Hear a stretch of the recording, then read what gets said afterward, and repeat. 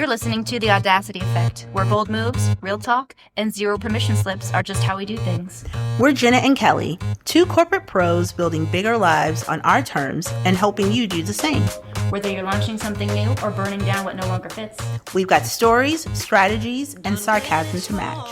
Let's get audacious. Bold moves, real talk, no permission slips. Gotta give him my all. Nobody's gonna tell me what to do with this. There is no blueprint, just my audacity. Done with permission. My dreams might need a pivot, might need a new scheme. Call it Audacity Effect. here we go. Hello. Hi. How's it going? It's going pretty great. I feel like I haven't seen you in a very long time. Well, you almost didn't see me ever again because What? this morning we took all 5 dogs to a family photo shoot. Oh my God. Oh, are you okay? No. Pumpkin? No, I'm not. We were only there like Mm. 18 minutes and I was exhausted. Oh my God. Winston got loose. Little Butt got loose. Oh no. And then they didn't run away, thankfully. Tonks was trying to eat Little Butt the whole time on leash. Oh my God. I think we probably got some good pictures. I hope you But really I think got my some face good is going to pictures. be like, with the hair everywhere, like, ah. Anyways, that was an experience. I love that. That's fun. That's a word. That's a word for it. It was It's fun. something. I can't wait to see them. Sure. Sure. So today we are joined by my lovely youngest daughter. Indeed. Sweet Kendall is a 20-year-old junior. 21 and 3 months. 21 and... Oh, It's you're not still too in I the will be age where 3 you want to be months. older. Is it 3 months? Yeah. Oh, 21 soon. Oh, I thought you were saying you were 21 and 3 months. No. No. Okay. I get it. No. That makes more sense now. Mhm. And she's a junior at JMU in the nursing program. And what else should I say about you? She loves pink.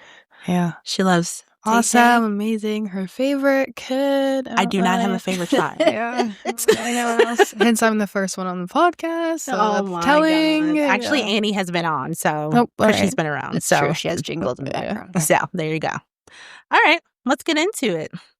So we are talking about today about the beautiful art of not giving a fuck.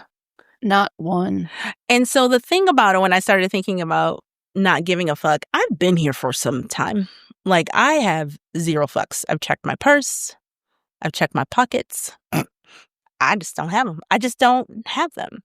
And so when talking to Kendall a little bit about this, realizing how much she is very much like her mama, she also lacks fucks, but at such a young age. Like, it's kind of interesting. It's not fair. It's not. It's not fair. How are you with your fucks, Jenna? Well, I've definitely like dumped some of them out, but well, actually, this probably only happens to me. In the winter, I always find like little tissues in my Mhm. bathrobe pockets, or all of my pockets. Really, Josh loves it because it gets paper all in the washing Oh machine. my God, that's precious. It's kind of gross, but anyway, I feel like that's where some of my fucks are. They're like little tissues stuffed in my pockets, so they're not like out there, yeah. but they're still. If you get in there deep enough, then I'm like, oh no, I found one. You found one. But they're rapidly going away. I was told, even though my body's falling apart now. Yes. Lucky. You get to look forward to that. Yes. And I now finally have people that I can tell that are younger than me. Yes. They're like, Oh, yeah. all these ladies have been telling me what I have to look forward to, and they were right. It's very painful here physically. But mentally, Yeah. it's nice. It's really nice. It's really, really nice. Yeah.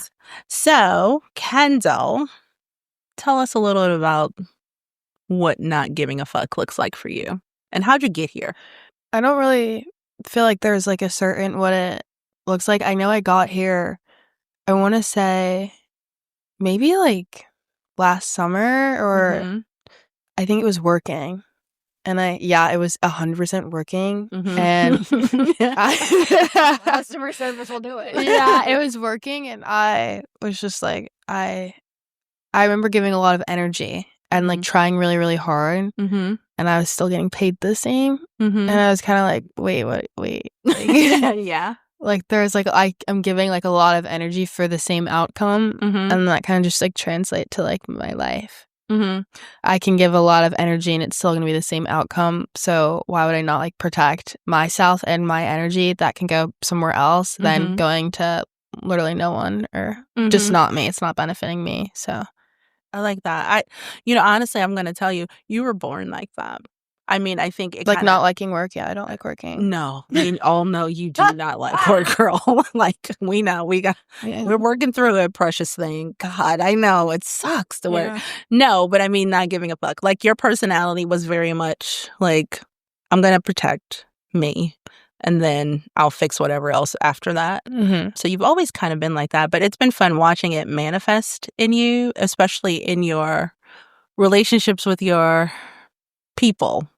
Not necessarily your close people, but your people around you. Do you think a lot of your friends are here? Are here? Yeah. No. No. No. No. No. How does that look? It's like a mess. And I I like hope they're going to listen. I'm going to sorry. But you could just be like, look, if you feel like it was you, then that's on if you. the shoe fits, If the shoe fits, I guess yes, you're Cinderella. exactly. Yeah. Didn't say it was you. It's just a mess. I am starting to have a hard time like trying not to like mom them or like I don't even know, just like guide because it's just like I'm always like why? Like why do you care? Or who cares? And I've like had a situation where they're like, "Oh, well, they're nice to me. I should be nice to them and I should do this because they want me to do this." And I'm like, "Why?" And it's just like it's kind of like sad cuz I don't know. But I also have a hard time when people aren't on the same mindset as me because then I feel like I come across as like selfish or rude. But again, I don't really care how I come off to other people sometimes because I know that I'm not selfish. And if I have to be selfish, like that's for me and that's someone else's business, really. My God. Don't you wish you were here at 20? I wish I was here now. It's really great. My God. So when I think about that, when I think about what you said, a lot of times we, as a collective, we define selfishness like in a really bad, negative light. When I think that people should start to consider selfishness as like a means of protection, Yeah, maybe it's a different word though, right? Selfish is, I don't know, I feel like it's talked about interchangeably with how everyone is a narcissist now. Like, obviously not clinically, but everybody uses the term, and that person's a narcissist because they, I don't know, did something that was hurtful to other people or whatever that was. But is it selfish or is it just having boundaries? Yeah, that's true too. Yeah. And we're not supposed to have boundaries because God, no. If we have boundaries and if we say no and if we don't care, well, then you can't pressure me into doing it. And then that's inconvenient for you. Yeah. That's exactly it. I don't know. I think you have done this really well, Kendall. I'm saying you and looking at you, but they don't know who I'm looking at. But you've done this really well in that you've been really selective in where you give your fucks, or at least you've been trying to be. Yeah. Like, I've noticed that. Like, sometimes you have a bit of trouble, like, deciphering that, but you've been really well at that. How do you decide who gets them? I don't want to say, like, off vibes, but honestly, like, off vibes. It's like, I do put myself first, and then I honestly do try to think about how, like, the other person is feeling in the situation, and then I'm like, is it worth, like, me feeling different over it? And if it is, then sure. Like, there are times where I really don't want to do something, and I've set that boundary, but I'm like, they need me to be here, and I can, like, take it for a day. I think you can, like, overstep your boundaries a little bit as long as you can come back, and it also goes both ways, where it's like, I don't have to, like, be strict on, like, that rule for myself as long as I know, like, that rule is still there and I'm not, like, breaking it, like, just one time. I love that. Thanks. That's really good, baby. Oh, you sweet baby girl. So how does that free up your energy, though? Like, do you feel from last year to now, do you have more peace? Yeah. It's like, no, yeah. Like, it's, I feel like I sleep better. I feel like I used to think a lot about other people's feelings and, like, honestly what other people were doing. And it would keep me up. And I was worried about how they're feeling or what's going on in their life or what I did and how they're feeling, and I would just be freaked out about it and be waiting for someone to say something, and that has all gone away. Mm-hmm. You know, when you think someone's mad at you and you're like, oh my gosh, they're mad at me. Mm-hmm. What did I do? Mm-hmm. Da, da, da. That, I've completely let that go. And I'm at the point where, like, if they have a problem with me or they have a problem with the situation, they would tell me. And if I have yet to hear the problem, then it's non-existent. Because, again, it's their problem, too. So if it's their problem, they can bring it up. I'm not going to, like, pick at someone to bring up a problem that they're having because I'm not a therapist and I'm not someone's mother. So it's really an internal thing that other people have. Mm-hmm. And letting go of other people's internal problems have made me feel a lot at peace because I don't know how you're expected to, like, fix your own problems when you're way worried about other people's problems. Mm-hmm. So, yeah. Yeah, because how other people feel about you or them is really not your business. Yeah. Yeah. How do you handle it, though, it has to be a relationship that you really care about the person a lot, obviously. Yeah. So you're intuitive enough. You can tell if somebody's mad at you, right? You probably everyone at this table can. So what if it's somebody you care about a whole lot and you know in your gut they're mad at you, but they won't bring it up? Like, is there ever a time, does that just never bother you? Even if it's, obviously, if it's somebody you don't care that much about or, like, whatever. But in that instance, does that change that approach, I guess, or no?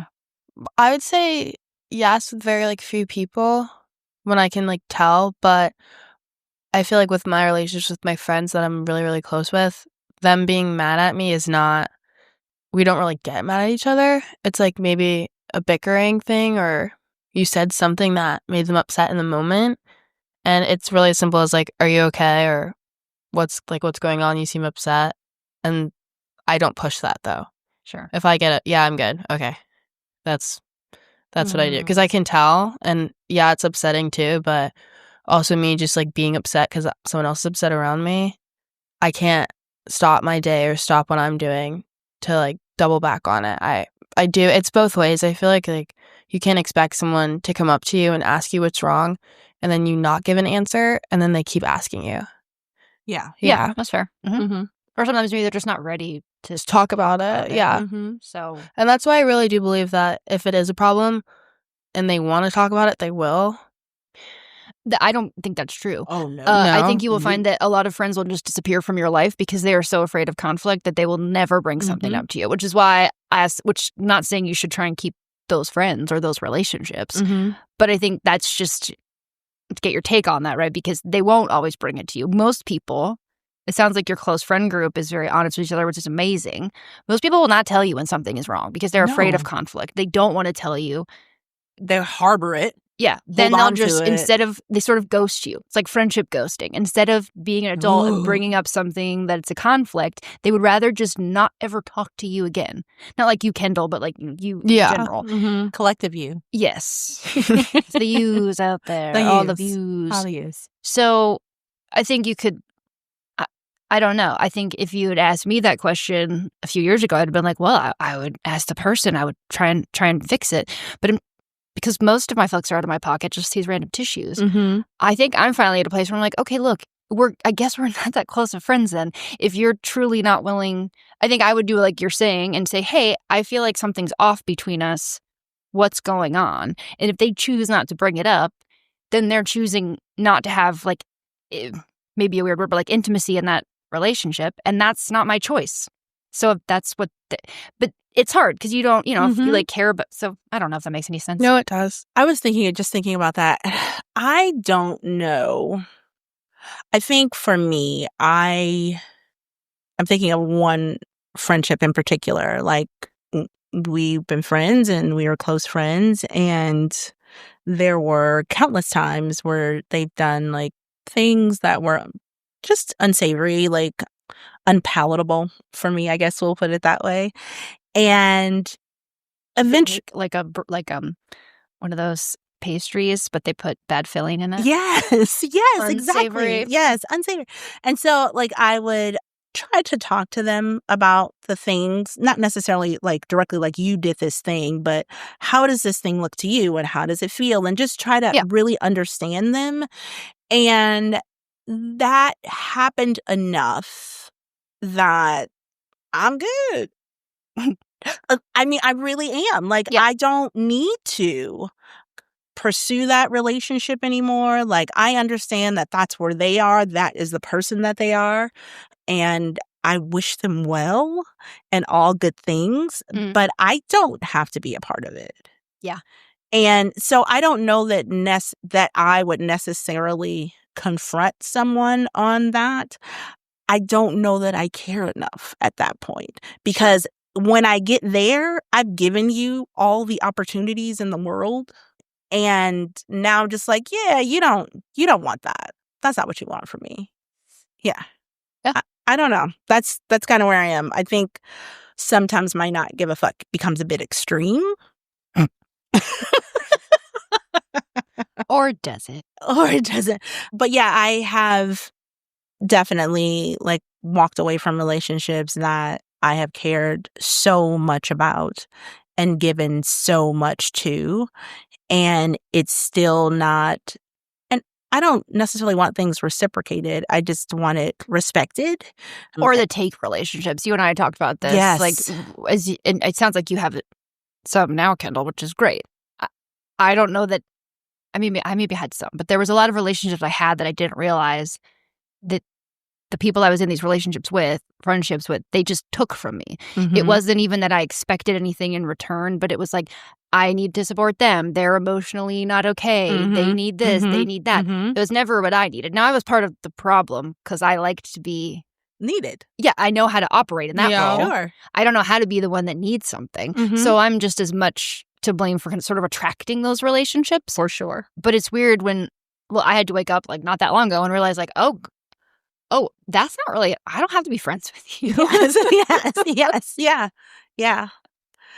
Yeah, that's exactly it. Have you experienced any of that with your friend group, or did you guys just get to skip that in your generation because you came out more evolved? Serious question. Not being sarcastic. I don't know if I would say that like with my friend group. I feel like relationships, yeah, it's kind of like having like I called him a leech. Mhm. Okay. Yeah, just like someone who's just like needed to be on you and like take what you Yeah. could give them, Like and an it's energy siphon. yeah, leech. Yeah. Yeah, sorry, but That's That's we've just said fuck take- like just- 47 times. just like taking everything from you and you're giving it and you're giving and you're giving and you're giving, and then you're kind of like, what am I receiving back? Yeah. And then I agree with you. It's like it's also your fault in a way because like you're giving it, Mhm. and you kind of just have to like peel the leech off, I guess, and squash it, and then not go back and in the then water with the leaf. never go back in the water with the leech. And it's exhausting. It's so tiring. It's also Mhm. just like, why? Yeah. I just don't like. I get to a point though because I feel like it does feel nice to be the person that someone needs in a way, Sure. or they like course. going to you for their problems, or they need to talk to you all the time, or they just like being around your energy because of this and that. Hmm. It does feel nice, but I don't find it beneficial in a long-term way. Agree. It just feels like you're being used. Yeah. And yeah, I wish I could like elaborate more, but I'm just like, No, I get it. I totally get that. Because you put yourself in a position where, I mean, again, you want to help. You know, Yeah. you want to be there for them. But after a while, like, it becomes exhausting. It's too much. Yeah, it's like a codependency. They're dependent on Mhm. you for, I need to lean on you for everything. And that being around your energy point is good too. They Mhm. want, but then if you leave exhausted from every interaction and they leave filled up, like it's okay sometimes, but that there has to be some Yeah. reciprocity because that's not sustainable. Yeah. Like to use your leech analogy, if every time you go see this person, they're just sucking the blood out of you, like soon you shall die. Yes. Yeah. Soon, and we don't want that. No. How do you think social media plays a role in your not giving a fuck mode way?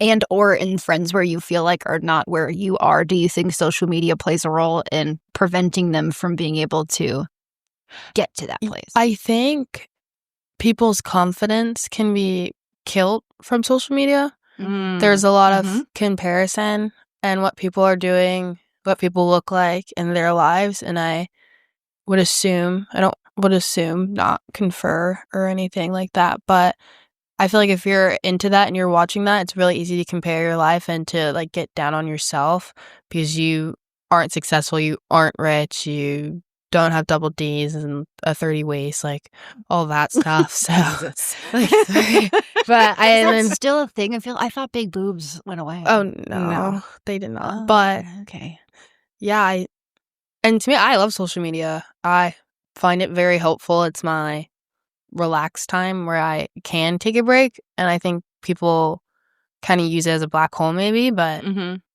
I would say that would add to it. I feel like it's also now social media, you can pick what you see though, which I don't know if people understand that, but I'm very good at what I want on my phone is what is going to be on my phone, and that is it.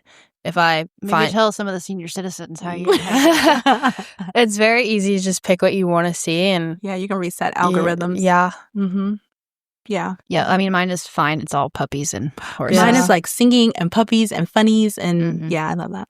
Yeah, mine are Halloween costumes. Now it's Halloween costumes. Yeah, I'm very excited for that. But I would think, like, I think it'd be really hard. I think mostly, like, the not giving a fuck, it's internal at the end of it. It's how you're feeling about yourself. I think a lot of it can be projecting. Yep, that sounds right. Yeah. That sounds And it, like, goes back to, like, you can't fix someone else's problems unless you fix your own. And I feel like maybe when we're trying to fix other people or fix other situations, it's maybe we're avoiding something that we should be fixing in ourselves. It's way easier to fix other people's stuff. It is a lot easier to fix other people's stuff than to fix your own. I mean, I can give the best advice on my own situation if it were happening to someone else. Like, I am damn good at it. Yeah, I can even like pick out other people's outfits, help them decorate their house. I can even help people organize. It's weird, but in my house, I can't do it. I am inept. Oh, so that's good. The projection thing is spot on. I mean, we all do it to an extent, but I think many times if you're I guess it depends on the scenario, but there's definitely times where someone can be confronting you with something and you're like, I don't know what you're talking about. But to your point, perhaps it is an insecurity in them and they see in you what they want to be. And instead of just saying, wow, that's inspirational, I would like to be more like so-and-so, they have to come up with a way to like make it kind of bring you down, because then if you're down at their level, then they feel better. Yeah. And that's easier than doing the work. Yeah, that is easier than doing the work. I think it's interesting that you use social media the way that you do, and a lot of people do not. They use it as a comparison tool, and also, I mean, I think it's just unique for your age group, as much as I've read or heard. Well, I think it's just because you're not my age. Maybe. Yeah. Like, you're only knowing stuff off of, like, news or whatever you watch. I don't know. But I read, thank you. Or read, but, like, no one in my age is, like, posting articles on how TikTok affects your, like, no one's doing that. Yes. It's, like, based, it's, like, I think it's so dumb because it's, like, 60-year-olds. Sorry. I am not 60. Oh, okay. 60-year-olds. 60-year-olds are, like, just taking their opinions on, like, what they think a 19-year-old is doing, which is just stupid. I agree with that. I also think that because, I mean, and that goes to like men talking about what it's like for a woman's reproductive system. Like, I get it. I completely understand what you're saying. I know I'm not so out of touch that I would do that. And I'm not looking for, the 70-year-old white man to hear what he thinks about Instagram and your brain. But I do think I have a bit of a perspective. I mean, I've been around you and your friends. Yeah. Like, I'm very present with you guys, and I do watch and observe, not necessarily you, of course, but I have observed your friends, like, going through and looking at their stories and looking at other people's snaps for our 2-hour, 3-hour road trip. Like, that is kind of, where they are. First of all, it's not fair they don't get car sick. I hate all of it. I hate that, right? God, I look at the map too long. I'm like, I know. Same. But yeah, like, I've observed that, that behavior. And I do believe that it plays a part. I don't know that you are far enough removed to see it from other people, but I've watched you as well. And so it is a difference. I do believe it plays a part, some role, in your age group. because, again, tis what I've seen, not necessarily read from a 70-year-old white man. What Kelly's are over the here effects in of- Better Homes and Gardens. Yeah, like, what do you think I am? What's impacting your teenagers? What's under their beds? You should check now. Okay, I have a question. What are, like, on that same topic? This Yeah. is a sidebar, but we can't have an episode without me having a sidebar. What are, like, the Jenna. 3 biggest myths that old people think about, like, people of your generation? Because I think we have. Are you a millennial?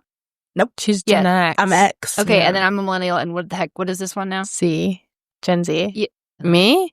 I was like, Yeah, oh, no, are I you? am Gen Z. Okay, Yeah. So okay. it's just it's different. But, like, what do you? Lazy. I've Okay. heard lazy, Mhm. rude, and like too woke. I've heard that one. Like, Too woke? yeah, Whoa. yeah, Mm-hmm. like just out of touch. Maybe Mm-hmm. the lazy and the rude thing. That's like in customer service, and I think that that just relates to like not giving a shit. Mm-hmm. Because I feel like people, older generations, you hear like respect your elders, Mm-hmm. and customers always right. Absolutely not. Not where I work. Well, not when I'm working. I don't think that. No, like I will tell you, no, you ordered this, and if it tastes bad, I'm sorry, it tastes bad. That's what you got. I don't. Yeah, and I've heard just lazy, but it's also, is it lazy or it's just like not what you guys are doing? Like Mm-hmm. coming from like the people who were working and doing that and burnt out, because that's what they're supposed to be. You're supposed to be burnt out. You're supposed to be exhausted because that means you're working hard. Mm-hmm. And then my generation's like, I don't want to be burnt out. I want to be able to balance stuff. So yeah, I'm going to take a mental health break. I mean, I know my friends' parents are like, what is a mental health day? There is, I was so Yeah. big on those. my friends' parents are like, what is a break? And like, they can see that as being lazy, but I'd rather take breaks than be burnt out, because what is the point of being burnt out? It's not, oh, whoop-de-doo, I did a lot of work, but I can still do the same amount of work and not be exhausted and hate my life. Mm-hmm. That's fair. I like you. Thanks. Guess I'll keep you. I don't know, Jenna. This feels really good. So, that old version of you that cared a lot. Oh, yeah. Yeah, her. Yeah. Do you miss anything about her? Yeah. What do I you feel like miss? I was a lot more naive Mm, and kinder. I am trying to work on that. thank you. I am trying to work on, I am very much trying to be like a nicer person Mm-hmm. and like try to balance like my boundaries and also being kind with it, Mm-hmm. because I think I skipped the kind part a little bit. I mean, I think that is part of the evolution of all of it. Like, you know what I mean? Like Mhm. figuring out what you've missed and trying to Yeah, rectify and make it better. I'm just very strict with them, like TSA, you know. Can I have an example of current pre-nice, and then like what nice would look like what your evolution goal is with the niceness? Okay, like let's say Kendall present day is, I don't know, I'm your friend and you just got home. You're going to get home tonight. I'm like, Kendall, I missed you all weekend and I just really want to go to the movies and it's at midnight and I just really need you to go to the movies with me. And what would, right. Right now, At midnight. I'd like to go at yeah, I'm midnight. not fucking going. That would be my response. Okay. Yeah, What no. would be like your Kendall 3.0 where you have like maybe a nicer touch in there? Probably be like, maybe we can find a different time to go. Oh, but that's nice. I can't. I can't go today because I'm tired. I have stopped explaining myself, and I'm very cutthroat with it, and just no. And no means no, and stop asking me. And why are you asking me again? Yeah, because no is a complete sentence. Yeah. Yes. Agreed. I am working on the need to over-explain myself. Like I have to justify why I'm not going to be there for Whatever. you. Mhm. Oh my gosh. Tell me. This reminds me of my Say another name.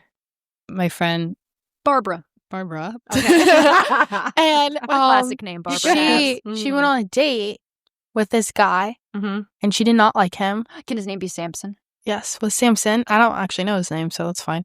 With Samson, and she called me and was like, Samson's really nice, but he's just short, and I would never date someone like that. And I was, date someone like that. and she told me about their date, and first date, they went to pickleball, got some coffee, then he took her shopping. What? And she was like, doesn't that reach? sound no. amazing? And I said, I think he's overcompensating for Something. something. For 'cause- his shortness, obviously. What do you mean Yeah. something? We all know what it is. but she ended up ending it. Well, just not going on it. Well, he texted her for a second date and said, do you like when men cook for you? Uh-huh. And honestly, I would have blocked him off of that personally because that's just like a stupid question. You like when anybody cooks for you, but go ahead. Yeah, like when men Yeah. cook for you. Mhm. Yeah. But she was just like, as if like the intent, It's- like it should be the woman, so it's a special. yeah, Yeah, so when it's a man special for a does. man to do it. Uh-huh, Yeah, uh-huh, no. uh-huh, yeah. But she basically was telling him she doesn't want to go on a date and doesn't want to date anymore. And he was like, why? And she said, I just feel like I'm moving soon and it's just not going to work long term. And he said, I don't understand. Like, you shouldn't have swiped on me knowing I live here and you're going to move. I think you're lying to me and I would like another reason because I think we should continue dating. Oh. And she Well- proceeds to give him another reason. And he says, that reason's not good enough. I want to keep dating. And then he gives her another reason. She's like, honestly, at this point, I think you're being pushy. And he said, I'm not being pushy. I'm just being direct. I don't think it's weird that I want to take you out to dinner. You should let me take you out or cook for you. And I'm on the phone with her trying not to gouge my eyes out Mm-hmm. because I literally would have said, dude, I don't want to go on a date with you. That is the end of the story. I do not have to explain myself or my feelings to let you know that I don't want to. And I don't understand why she couldn't get that. Mm-hmm. Because I was sitting here, I'm like, Barbara, why? Why are you constantly explaining to him your feelings? He doesn't need to even know your feelings at this point, or you don't have to explain why you don't Mhm. like him. Mm-hmm. Because who is you? You know? Oh, who is you? Yeah, who is you? I don't know who he is to you. You met him 2 days ago. Why are you explaining to him Ugh. why you can't go out with him? You should have just told him, no, I'm not going, and end of conversation. But the over-explaining to me, ugh. And at that point, I think he maybe had, like, likes to be, like, shot down, because I would have just told him you're short, and I don't go out with short people. I don't go out with people under 5'10", because Barbara's a little short, so 5'10 is maybe her minimum. Mm-hmm. I would have just said that. Poor Barb. I would have said that. Yeah. But she didn't want to be rude either, Yeah. which I was like, why not? Yeah. You know? I'm so proud of you. Thanks. My baby girl. Jeez, Samson. Samson's the worst. Samson's crazy. Wow. Samson is a little It's- wackadoo. I've known so many Samson. Really? God. Yes, it was always what you should do, or like, well, this. What do you mean? Like, just guilted into things, and I Yeah. let myself be guilted into Yeah, things, so yeah. that's on me. Yeah. But it's funny if you look back at patterns of who you've dated. The common denominator is you. The common denominator is you every single And time. it's rude, Oh. but it's true. Yeah, Mhm. it is, right? Like, Mhm. okay, so it's not taking away their accountability for being a fucking douchebag, Right. but I allowed this behavior and I clearly attracted that behavior Yep. to me. You Yep. attract like what you are putting out there. If I Mhm. attract that I'm trash and I don't think I deserve anything and I don't think that I bring anything to the table and I'm just lucky with who, like, I'll just take what I get, then that's exactly what you get. what I'm going to get in a partner. Mhm. If I Mhm. demand more, like you're saying, like right off the bat, okay, well, either they're not going to hang and they'll leave And so they're they out. won't waste my time, Yep. or they'll step up. That's it. That's it. So, and girls, definitely tell the guys to step up because Step they up. freaking will if they're worth a shit. Mm-hmm. But anyway, yeah, I think it's interesting. Like, it's easy for, and I've done it myself until Yeah. more recently. Like, that person just sucks. Like, ew, he was this and that. And yes, that's true. It was true. But I was like one of those fly things, Yeah. like those lights. Yes. And I'm like, oh, come to the light. And they're like, oh, why are you here? I was like, because you just literally lured me in with your ridiculousness. Yeah. Poor Barbara. How's Barbara doing? She's fine. She's learning. Learning. She's so funny. She tries. Yeah.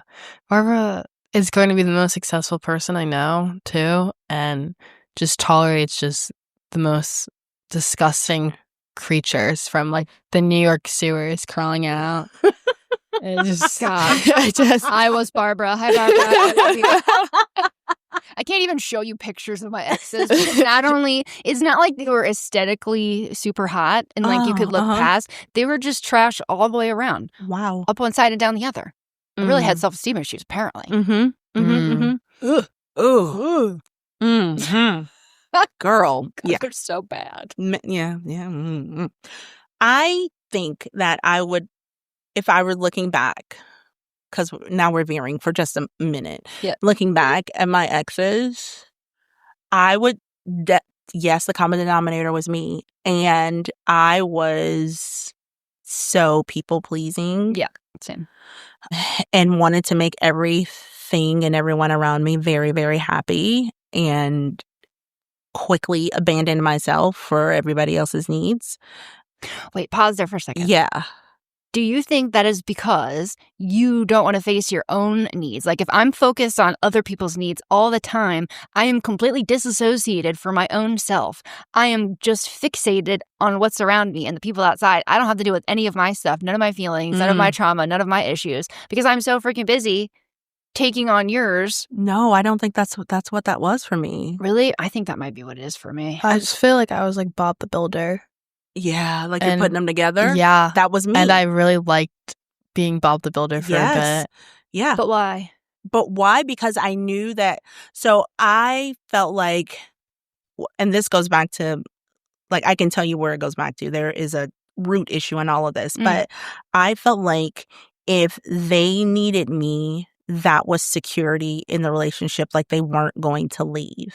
Okay, no, I get that same. Yeah. And Yeah. so for me, like, I was perfectly fine abandoning what I needed. Because security was the most important. Security was more important than what Yeah. I needed. Yeah. Yeah, absolutely. 1000% yes. Okay, I changed my mind. Yeah, I think that's more mine too. So do you see yourself like that with partners, boyfriends? Are you still Bob the Builder, or have you moved on from No. Bob? You're still Bob the Builder? No. No, you're not. Okay. I was like, I retired Now the you're hammer. Barbara the Builder. No, I'm just kidding. I think I retired the hammer on the last one. I'm kind of... you're good? I was talking to my Uber driver last night Mm-hmm. about how I was hoping I would just find someone who is already built, Mm-hmm. and she laughed at me and said, "Good luck." Not wrong. Yeah. So I don't know. I think don't there's- know. Yeah. I think there's a difference between being already built and then like being able to grow together. So like there's certain foundational pieces to your house that need to be there or you don't want to tolerate it. But Yeah. if like the paint color is not the right thing and the interior design can be Yes. adjusted, like that's acceptable. Yeah. I was listening to Mel Robbins, Mhm. and she was talking about the 80%, and your partner Yeah. needs to have. I sent that to you, I think. Did I? Your partner needs to have the 80%, like all the like the good bones, like the core values, the things that are important to you, the things that are important to them, like understanding themselves. Yeah. And the 20% is something that you can work through. Uh-huh. Like you can work through somebody doing the dishes. You can work through somebody like. She's nicer than I am. I say if it's 51% in the good, then you stay. And if it tips over from 51, like 50, because it's just hard to be, it's real hard to be married to me too, man. Oh, I'm a lot and I'm okay with it. I'm not going to change anymore. So just deal with it, right? But This like is me. I understand Yeah. that, there's a lot of Yeah. things. So 51%, 80%, whatever your threshold is. yeah. The core pieces in The core all of people- these pieces examples have to like be there. needs to be there. And you both need to be willing to come to the table and compromise and maybe like make a little shelf together or something. Mm-hmm. I agree with that completely. Anything else you want to say to the people about not giving a fuck and how it's changed your life? Try it. Try it. I would give yourself, Ooh. give yourself 10 days of not giving a fuck and see how far that takes you in your 10-day journey. Maybe journal or don't. Do what you want. Don't give a fuck. Start with that. And I feel like just the mindset of it, let things go, Mm-hmm. relax, Mm-hmm. and realize sometimes shit ain't sweet. Oh God, Yeah. Go ahead. Shit ain't sweet. She's coined this Mhm. phrase now. It's okay. And Okay. yeah, you know what that means? I mean, I can imagine, but You can't just think that things are going to be okay, and you have to be okay with things not being okay and just look at it from what it is. It's very obvious that shit is not sweet. Okay, that's Yeah. fair. Yeah. And you can't let people think shit is sweet because they'll go off and they'll build a bakery. Yeah. Wow, that's gross. Yeah. It's disgusting. I'm imagining like in the no, in don't. Candyland. Let's not. No, Jenna. No, it's too late on Jenna. there. In Candyland, like the mud guy. Yeah, Oh but it's my like God. shit, Yep. and you're sliding down it. Uh-huh. Yeah. Oh my And God. it's like, would you like a chocolate pie? Jesus Christ! I knew it. I knew you were going to do that. I could have said pudding, but I Oh my God. I don't think we could do any better than No, that. I don't think so. Kendall, thank you so much for being here with us. Thank you. Will you come back again? Yeah. You will? Yes. We need Barbara updates. Now I'm invested. Barbara. Now I kind of need to know. Yeah. Yeah. We need to get Barbara on here. Yeah, Barbara and I need to be friends. I could tell her. Ooh. We need Barbara on here. Yeah, we'll do Yeah. I could tell her what it looks like to be old Barbara. that. Boy. All right. Well, All right. We good? I think that's it. I think that's it. All right. Later, taters. Bye. It would be audacious of you to do a few quick things for you and for us. First, hit that follow or subscribe button so you never miss an episode. Then, share this with someone who needs a little more audacity in their life. And if you're feeling generous, leave us a review and a 5-star rating. It helps way more than you think. Want more? Head to theaudacityeffect.com for episodes, our favorite things, and merch. And don't be a stranger, come hang out on IG at @the_audacity_effect. Might be a